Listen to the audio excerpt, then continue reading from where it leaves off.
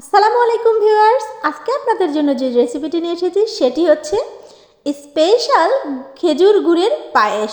খুবই অথেন্টিক এবং স্পেশালভাবে আজকে আপনাদেরকে আমি রান্না করে দেখাবো।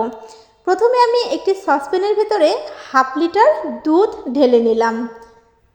দুধটা ঢালা হয়ে গেলে এর ভিতরে আমি এখন দিয়ে দেব 2 টুকরো তেজপাতা, 2 টুকরো দারুচিনি এবং দিয়ে দেব 2 টুকরো এলাচ।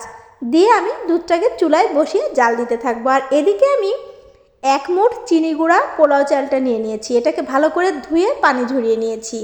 এখন আমি এই চাউলটাকে এই যে হামানদিস্তা বা আমানদিস্তা যাই বলি না কেন, এর ভেতরে চাউলটাকে আমি দিয়ে দিলাম। দিয়ে একটু ছেঁচে নেব। এটাকে একটু ছেঁচে নিলে কি হবে, চালটা একটু গুঁড়ো হয়ে যাবে। এতে আমাদের রান্নাটা খুবই দ্রুত হবে এবং পায়েসটা খেতেও খুবই মসৃণ লাগবে। আমি আপনাদেরকে একটু হাতে তুলে দেখিয়ে দিলাম ঠিক কেমন গুঁড়ো করেছি। এখন আমি এটাকে একটু বাটিতে ঢেলে নেব। বাটিতে ঢেলে নেওয়ার পর আমি আবারও আপনাদেরকে একটু দেখিয়ে দিলাম ঠিক কিভাবে গুঁড়ো করবেন। এখন চলে যাব মেইন উপকরণ পায়েস রান্নায়। আমি দুধটা খুব ভালো করে জাল দিয়ে নিয়েছি। এখন আমি এর ভিতরে দিয়ে দেব নারকেল কোড়া। নারকেল কোড়াটা দেওয়া হয়ে গেলে তার ভিতরে এখন দিয়ে দেব আমি যে চালটা গুঁড়ো করে নিয়েছিলাম সেই চাউলটা দিয়ে এটাকে আমি 3-4 মিনিটের মতো রান্না করে নেব, যাতে চাউলটা একদমই সেদ্ধ হয়ে যায়। এভাবে একটু মাঝে মধ্যে নেড়ে দেব যাতে নিচে লেগে না যায়। এখন অনেকটা পাতলা রয়েছে, চালটা সেদ্ধ হয়ে গেলেই এটা ঘন হয়ে যাবে।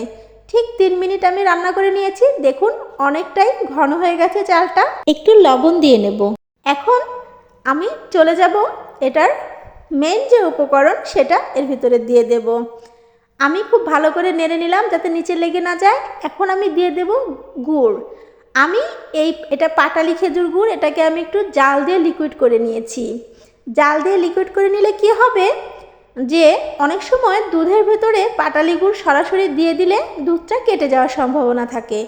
আর যদি এভাবে একটু জাল দিয়ে লিকুইড করে নিয়ে তারপরে দেওয়া যায় তাহলে আর কাটার সম্ভাবনা থাকবে না।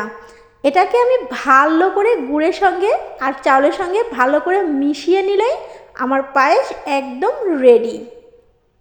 আপনাদেরকে একটু দেখিয়ে দিচ্ছি কতটা সুন্দর হয়েছে দেখতে। দেখতে যেমন সুন্দর হয়েছে, খেতেও মাশাআল্লাহ খুবই মজাদার হবে। এখন আমি চলে যাব ডেকোরেশনে। আমি পায়েসটাকে ছোট ছোট বাটিতে এভাবে ঢেলে নিয়েছি। একটি বড় বাটিতে ঢেলে নিলে কি হবে, পায়েস থেকে পানি বেরিয়ে যাবে বারবার তুললে। সেজন্য চেষ্টা করবেন এরকম ছোট ছোট আলাদা বাটিতে ঢেলে নেওয়ার জন্য। তার ভিতরে আমি কাজু বাদাম ভেজে গুঁড়ো করে নিয়ে দিয়ে দিলাম। এটা খুবই মজাদার এবং স্পেশাল অথেন্টিক খেজুর গুড়ের পায়েস। আপনারাও তৈরি করবেন। কেমন হলো তা কিন্তু অবশ্যই জানাবেন। ভালো থাকবেন, সুস্থ থাকবেন।